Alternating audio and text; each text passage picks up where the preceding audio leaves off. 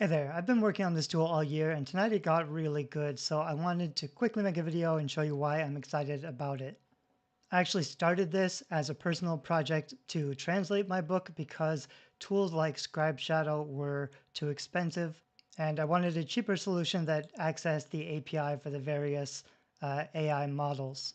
But now Amazon already added a AI translation into KDP. We don't really need another tool for that, although I'll tell you later why my translate is probably a little better. But first off, the cool thing is this is going to be 100% free, complete book proofreading tool for everybody. So let's start there. My book is actually pretty clean. I just uploaded my manuscript. It put all the chapters over here. I don't have like my title and my name, but I could just click and change that if I want to. I'm going to start by deleting chapter 1 and putting this really bad version that I had to get AI to like write badly for me to test. So everything's wrong here, spelling, grammar, punctuation. So right now for free without logging in or anything, you can just edit this chapter and it'll work. You can also use your own API for some of the other models. If you actually wanted like to do some writing or some revision, you'd probably need a smarter model than Gemini, but Gemini works great for editing. So that took about 10 or 15 seconds. Now I have the original I showed you and the edited version. It went through and fixed every grammatical errors, typos, spelling issues, punctuation, everything. It's actually hard to get AI to proofread your book because it wants to rewrite. So I had to really experiment with prompts so that it'll not touch anything and only fix the mistakes. I am working on, though, here a copy edit and a line edit that will do a little bit more, slightly more revisions or fixing to improve the style. I want to make sure that the line edited works. And so with proofreading, it just fixed typos. Copy editing, it's a little bit more proactive about improving some things. Line editing should be a little bit more about the style and the flow.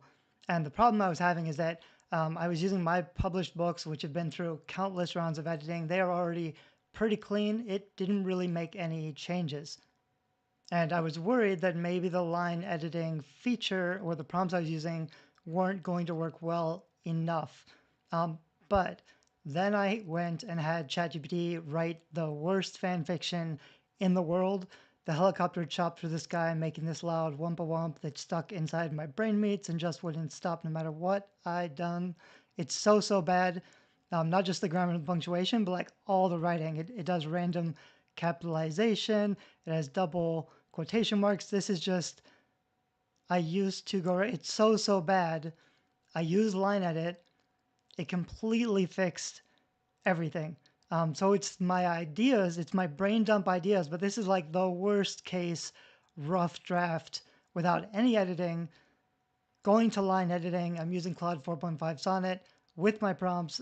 This is working. This is a clean, publishable chapter. And then ideally, what I'll have is a developmental critique where it'll go through the whole thing and give you very specific practical advice on what to fix in every chapter. And then you could put all of that stuff into Ghostwrite, and then it would edit those chapters specifically with that new information or those ideas. Right now, to see how that works, you would go to this. Now you can access these tabs even if you don't put in an API key. And with Ghostwrite, there's a new chapter notes up here. So for me, this is really useful because when I'm editing a book, I will probably leave a ton of comments where I know exactly what needs to be fixed or what the problems are in the chapters, but it's kind of a pain to go through and actually fix all of those issues. So I could put all of my notes up here in the chapter notes. For example, one of the books I've been working on for a while that I'm kind of stuck on, there's some really big story issues. And I know what I need to add in specific chapters already. I have notes on that, but I could put the chapter notes in here. I could run Ghostwrite with a smarter model like Claude or something, and then it could revise this chapter for me.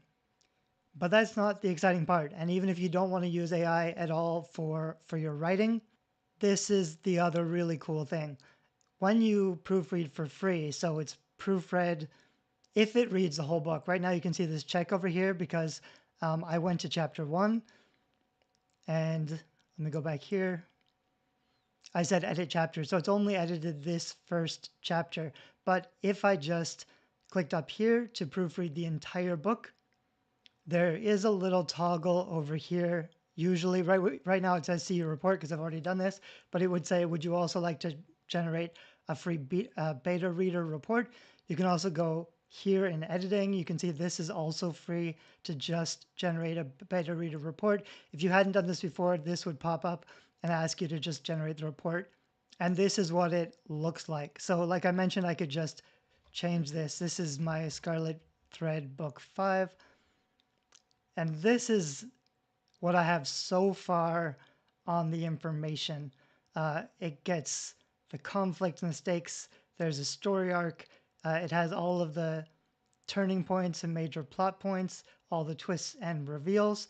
It identified the hero and the villain and added all the other characters, which is pretty awesome. There's a chapter by chapter summary, which is broken right now, but I already fixed it. It's just this is an older version. That's going to have a lot of details about like the tone and the mood of the chapter and what actually happens. Story analysis, Amazon blurb or sales copy, and then these final recommendations, which are pretty huge and specific. This is all for free. This is a free tool that you can use. Down below, we have the genre analysis. If I keep going, it pulled out some specific marketing hooks and favorite passages from your book that you can use like for promotion teasers and stuff. So all of that's in the report.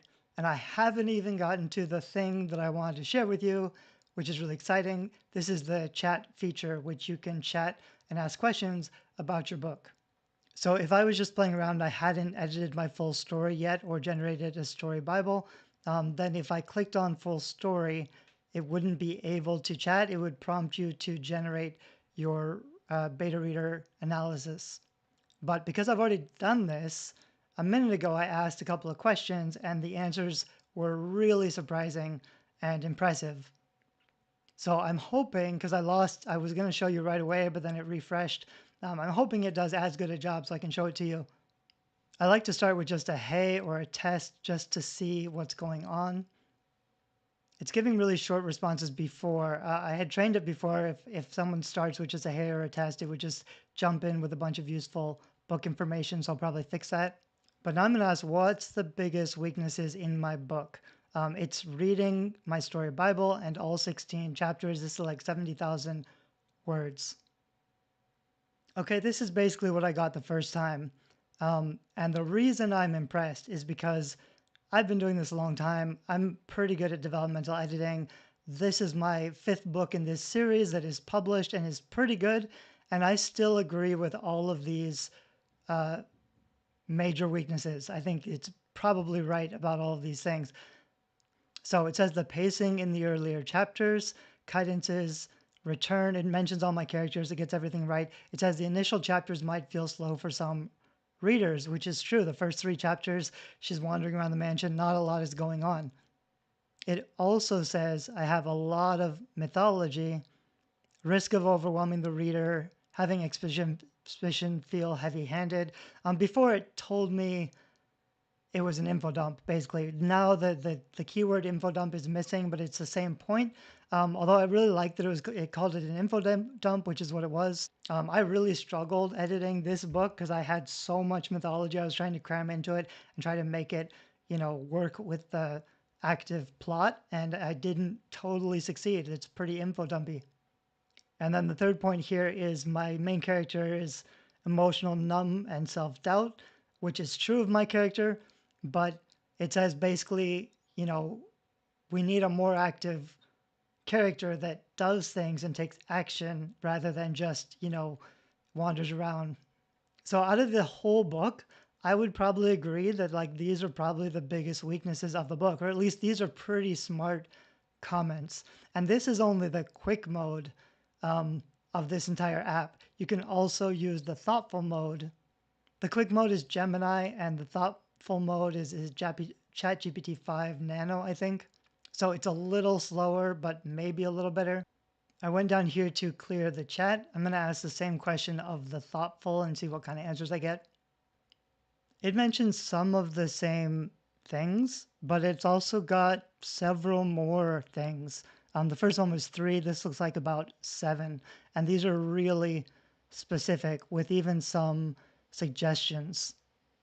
This is basically like the best feedback I've gotten from AI about my book. Maybe I'm not using the right tools, but I did, I've spent months experimenting with prompts to try to get to this point. There's also a smart mode over here. Oh, one more thing. I can also just go to this chapter and then it would get more context about this specific chapter. So one of the challenges I gave it earlier is, what does Kai look like? And in this chapter, there's quite a lot of self-description. So I had to fix it because this is a first-person narrative where in the first chapter, she never, says her own name. She's only saying I, and somebody else only talks to her and mentions her name once. So the AI couldn't even, if I say Kai, it didn't know who the character was. But this time it gets it right, and it gets all the details right. Really, really specific details pulled from my first chapter. So it knows what's going on. If I wanted to change, I could go to a different chapter and then go back to chat. I could clear it if I want to, and then maybe say, I'm thinking about this thing in this chapter. What do you think about it? What should I do about it? All right, so I was going to say there's also a smart mode here that you can't access yet because so all the things that I've shown you so far, this is all free because I'm using the cheapest versions that I can find of Gemini and ChatGPT, basically. And as you can see, it's good enough for pretty good results already. I believe it's cheap enough that I can keep offering it for free, forever. But I probably will add some kind of a paid option so that you can access all of the options, even if you don't want to go in and use your own API. But for right now, if you wanted to use different models or something like that smart mode, I would go into use my own API. That'll let you select all the models. I'm going to clean this up. I think for most users, they're not going to have all the APIs for all the models, but if you know what you're doing, then this will be useful for right now. I'm going to switch this to GPT 5.1. Now, if I go into the chat, I can choose smart, and it should be a little bit smarter. I'm still working, like I mentioned. Also, all these are unlocked right now, but I don't totally know how the dev critique and ghostwrite work yet. I'm planning on testing all the models to figure out the best models for every use case. And then I'll probably build them into the tool with pricing options. But I plan to not only leave all of these tools free like they are right now, but also leave this ability to use your own API. So like I won't be charging a ton to cover the costs. I'm hoping not to lose money by giving this away for free, but I'm still going to make it available to use your own API if you would prefer to, which may be a little bit cheaper. That's my plan right now. This is still pretty beta, so it may not work perfectly, and you can let me know if there's any issues. At the same time, it does a lot of really, really cool stuff. So hope you check it out. I'm going to upload this version soon, I hope, and then probably this video. And then I'll keep working on the features. So I'd love, for feedback if you want to play around with it and test some things. Check out the API if you're into that kind of thing, or just play with the features. One other thing I forgot to talk about is in the Ghostwrite, you also have this project, which will open up this folder, which needs a little bit of work right now. These should be auto-populated, so I'll have to fix that. But the idea is you can add your own voice and style. When it created your reader report, it should have put all this information in the right places already so that when you're editing or ghostwriting or whatever, it would have the information handy. If you like this and it's useful, please link to it from your blog or share it so that more people know about it. If people are using it, I'll keep fixing it up and improving it and making it work better. We're also kind of at the inflection point of AI where it hasn't been terribly useful and suddenly it's becoming very, very useful. So a tool like this Other people have some tools that do some of these things and they charge 20 or 30 bucks or more per month. I built this specifically for editing and not for writing. I think kind of at any price, it's pretty useful right now, but at free, it's kind of ridiculous. I hope people like it. I hope people use it. Oh, last thing, I called it, let me go back out to the homepage. If I go here to clear all data, it goes back to this homepage, which is what you'll see on chapterra.com. I don't love this name. I don't love this domain. It's one of the things that I had and it kind of works. So let me know if you like that name or if you think I could do better. I don't know if it's clear enough or if it's a good brand or whatever for this type of tool. Thanks. Hope you like it. Bye-bye.